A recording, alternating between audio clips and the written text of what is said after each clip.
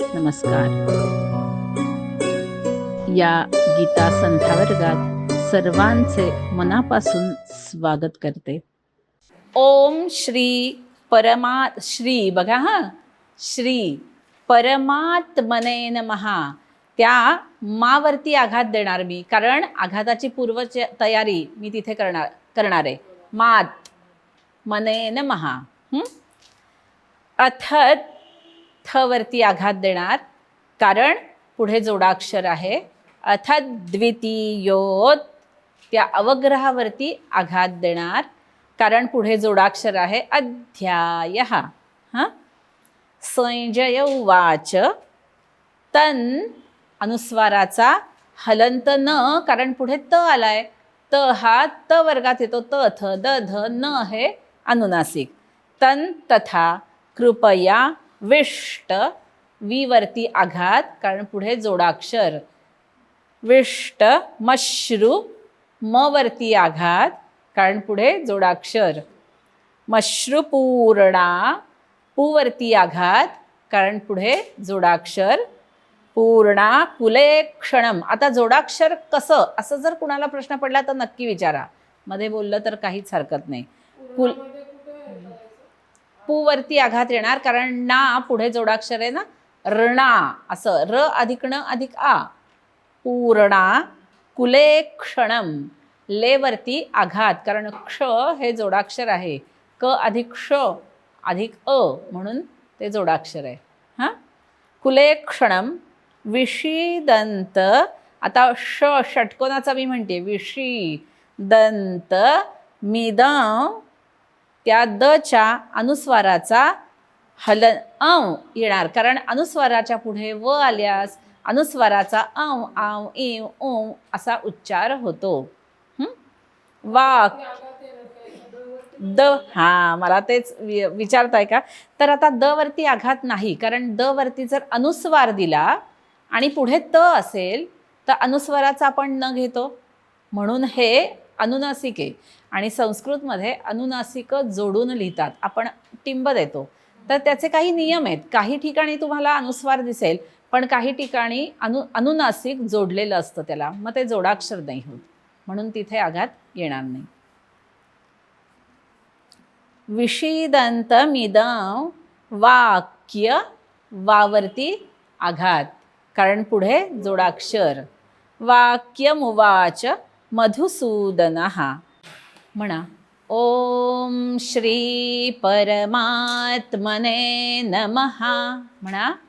ओम श्री परमात्मने नमः. अथ द्वितीयोऽध्यायः. बघा, ती दीर्घ द्वितीय क्रमांक म्हणतो, द्वितीय नाही. अथ द्वितीयोऽध्यायः. द्वितीयोऽध्यायः. द्विती म्हटलं की ह्रस्वाला. द्विती. अथ द्वितीयोऽध्यायः. छान. परत एकदा. अथ द्वितीयोऽध्यायः. काय होतंय बघा. अथ द्वितीयो म्हणजे ती ह्रस्व झाला, पण ती दीर्घ हवाय.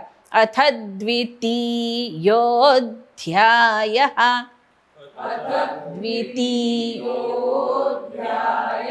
परत एकदा. अथ द्वितीय. आलं लक्षात. संजय उवाच. तंत. आता बघा, पूर्ण ओळ घेणार आहे मी, हळूहळू घेते, आणि नाही जमलं तर मग तोडूयात, पण पूर्ण घेऊयात. तथा कृपया विष्टमश्रुपूर्णा कुलेक्षणम. म्हणा.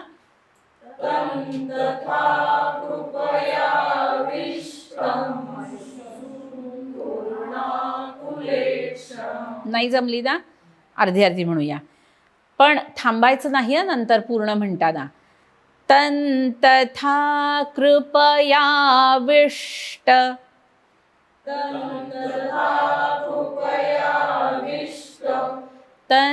तथा कृपयाविष्ट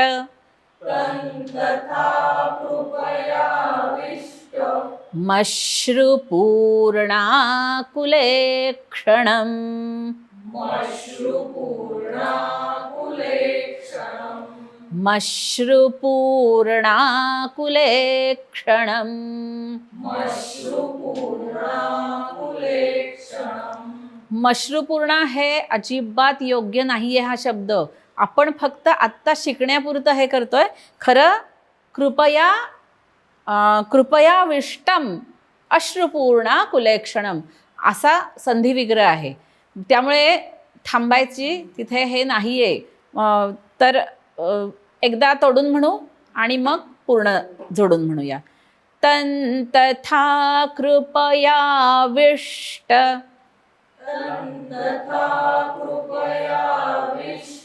मश्रुपूर्णाकुलेक्षणम्. आता बघा पूर्ण ओळ. तथा कृपयाविष्टमश्रुपूर्णाकुलेक्षणम्.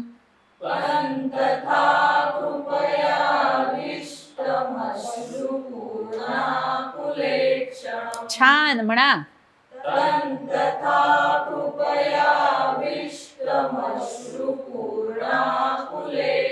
सुंदर. तथा कृपयाविष्टमश्रुपूर्णाकुलेक्षणम्. छान.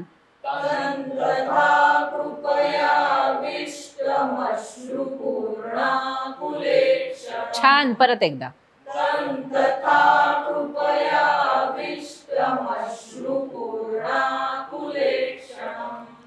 दुसरी ओळ ही अशीच आहे की थांबता येणार नाहीये. बघूया एकदा पूर्ण घेते मग तोडून घेऊ. विषीदन्तमिदं वाक्यमुवाच मधुसूदनः.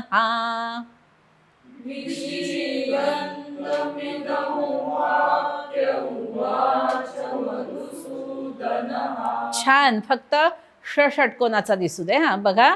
विषीदन्तमिदं वाक्यमुवाच मधुसूदनः.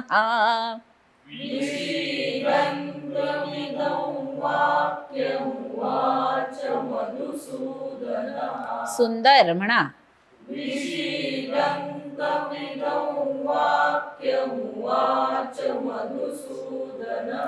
छान.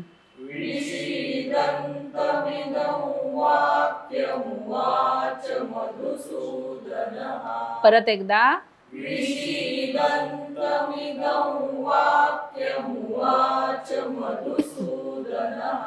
पूर्ण श्लोक बघा. तथा कृपयाविष्टमश्रुपूर्णाकुलेक्षणम्. विषीदन्तमिदं वाक्यमुवाच मधुसूदनः. म्हणा.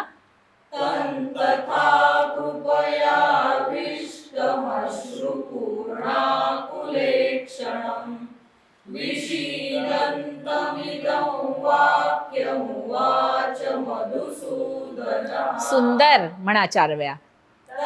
तथा कृपयाविष्टमश्रुपूर्णाकुलेक्षणम्. विषीदन्तमिदं वाक्यमुवाच मधुसूदनः. छान. तथा कृपयाविष्टमश्रुपूर्णाकुलेक्षणम्. विषीदन्तमिदं वाक्यमुवाच मधुसूदनः. तथा कृपयाविष्टमश्रुपूर्णाकुलेक्षणम्. विषीदन्तमिदं वाक्यमुवाच मधुसूदनः. छान. परत एकदा. तथा कृपयाविष्टमश्रुपूर्णाकुलेक्षणम्.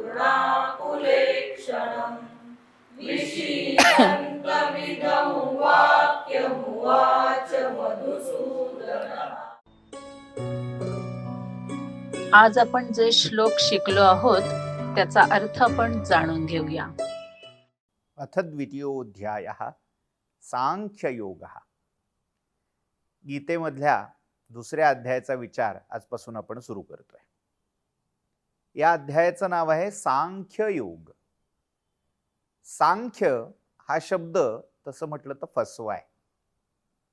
सांख्य का, तर आपल्याकडे भारतीय दर्शन परंपरेमध्ये एकूण 6 आस्तिक दर्शनं मानलेली आहेत. त्याच्यामध्ये सांख्य, योग, न्याय, वैशेषिक, पूर्वमीमांसा आणि उत्तरमीमांसा. उत्तरमीमांसेलाच वेदांत म्हणून ओळखलं जातं. तर अशा या षड्दर्शन परंपरेमध्ये आद्य प्राचीनतम दर्शन हे सांख्य मानलं गेलं. आता तो सांख्य शब्द आणि गीतेच्या दुसऱ्या अध्यायाला जे नाव दिलं गेलं सांख्ययोग, त्याच्यामध्ये काही संबंध आहे का?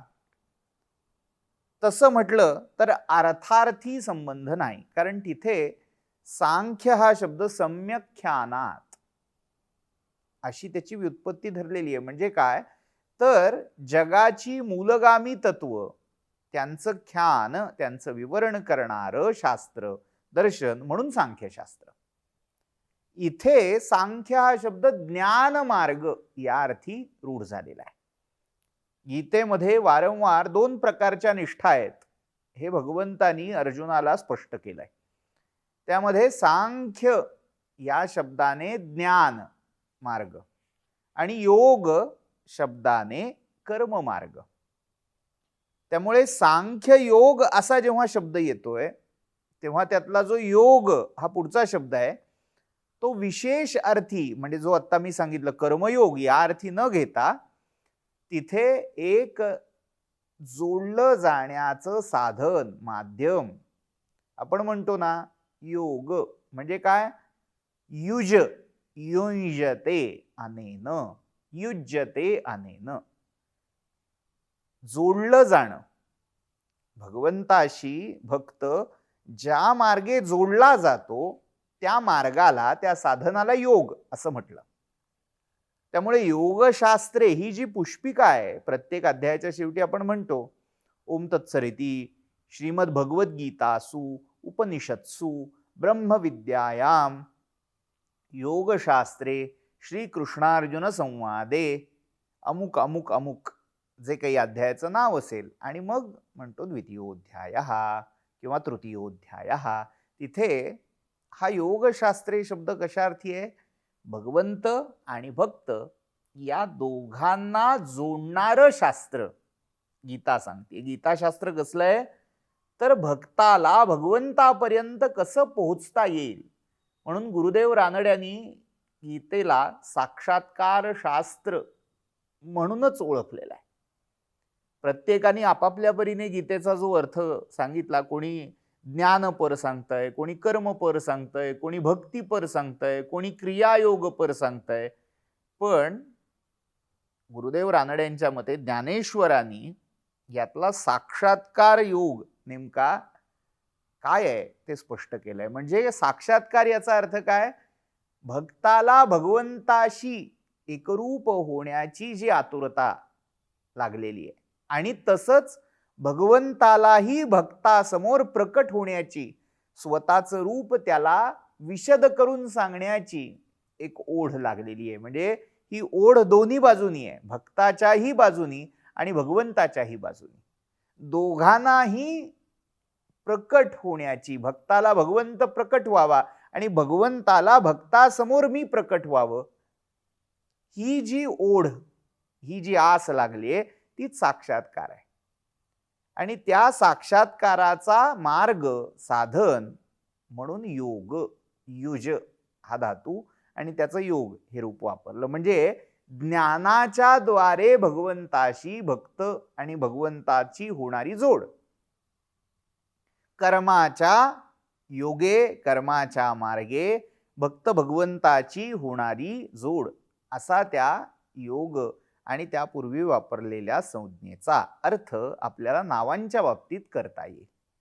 त्यामुळे इथे सांख्य हा शब्द ज्ञान एवढ्या अर्थी घेतलाय हे लक्षात ठेवायचं. गीतेमध्ये वारंवार जिथे जिथे पुढे सांख्य हा शब्द येणार आहे तिथे तिथे प्रत्यक्ष म्हणा अप्रत्यक्ष म्हणा कुठेतरी ती सांख्य ज्ञान मार्गाची गती संगती आपल्याला लावून घ्यायची. असा हा दुसरा अध्याय सांख्ययोग सुरू होतोय संजयाच्या श्लोकांनी. संजय उवाच, संजय म्हणाला.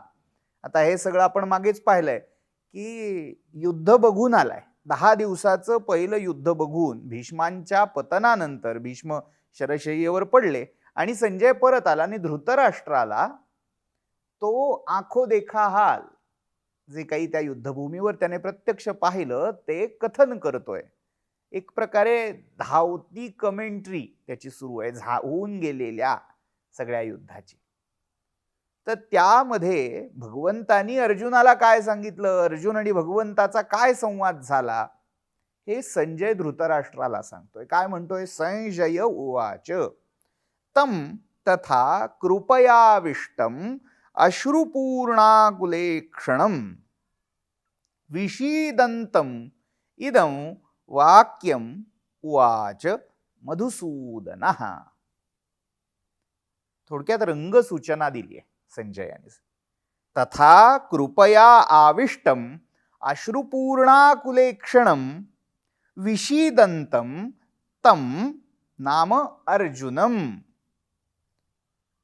दृष्ट्वा मधुसूदनः इदं वाक्यं उवाच.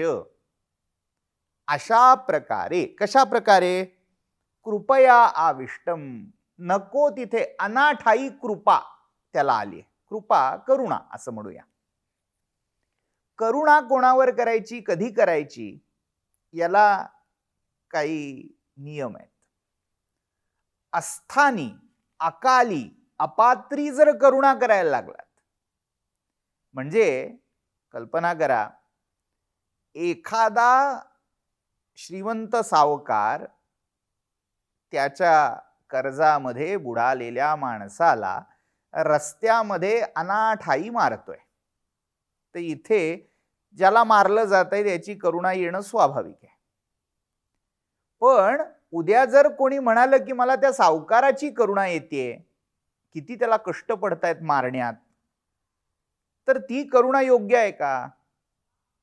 विचार एका दृष्टीने तसा केला तर आपल्याला करण्यासारखा आहे की सावकाराने पैसे दिले त्याला, म्हणजे कर्जाऊ रक्कम दिली, पुन्हा त्या रकमेच्या वसुलीसाठी यातायात कोणाला करायला लागली, मारायला लागलं. पण त्या मारण्यासाठी सुद्धा जी सगळी यातायात आहे, कष्ट आहे, घसा ताणणं, मोठ्याने ओरडणं, हे सगळे एक प्रकारे कष्ट आहेत, ते सावकाराला करायला लागले. मग सावकाराची जर करुणा केली, अरे अरे अरे किती कष्ट पडतात वसुलीसाठी सावकाराला, असं कोणी म्हणालं तर ते योग्य का? योग्य.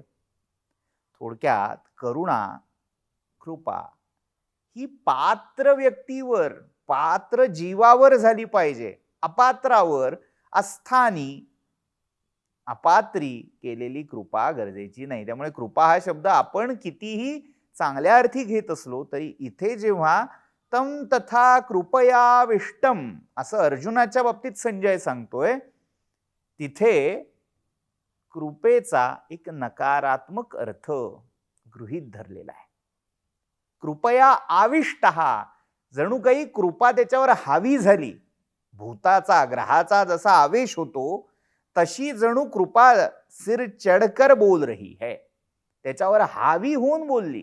कृपया आविष्टम, आणि कसा, अश्रुपूर्णाकुलेक्षणम, ज्याचे डोळे अगदी अश्रूंनी डबडबून गेलेत, भरून गेलेत, रडतोय, असा हा अर्जुन पाहून. कसा, विषीदंतम, सीद असा धातू आहे आणि त्याच्यापासून आधीचा पहिल्या अध्यायातलं जे नाव आहे विषाद, अर्जुन विषाद योग, तो जो विषाद आलाय, विषण्ण मनस्थिती आली आहे, ती कशामुळे, विषीदंतम अर्जुनम, त्या विषण्ण मनस्क, अमनस्क स्थितीत गेलेल्या अर्जुनाला पाहून. इथे दृष्ट्वा अध्यार केलेला आहे. विषीदंतम अर्जुनं दृष्ट्वा मधुसूदनः तं एतद् उवाच. मधुसूदन, मधु दैत्याला मारणारा. सूदन म्हणजे मारणे. मधु 2 दैत्य आहेत. एक मधुदैत्य हा अगदी पुरातन काळी जेव्हा जगात काहीच नव्हतं आणि भगवान विष्णूंच्या नाभिकमलातून ब्रह्मदेव उत्पन्न झाले, त्याच वेळी विष्णूंच्या कर्णमलातून मधु आणि कैटभ हे 2 असुर उत्पन्न झाले होते. त्या मधुकैटभांना स्वतः विष्णूंनीच मारलं होतं. त्या नारायणांचा, विष्णूंचा पूर्णावतार असल्यामुळे कृष्णाला मधुसूदन असं म्हटलं गेलं. दुसरा हा मधुदैत्य जो आहे हा नरकासुराच्या सैन्यामध्येही एक मधुदैत्य असल्याचा उल्लेख आहे. त्यामुळे नरकासुराला मारलं, त्याबरोबर त्याच्या सैन्यातल्या अनेक राक्षसांना, दैत्यांना, असुरांना मारलं, त्याच्यात हा मधु देखील मारला गेला. म्हणूनही कृष्णाला मधुसूदन असं म्हटलंय.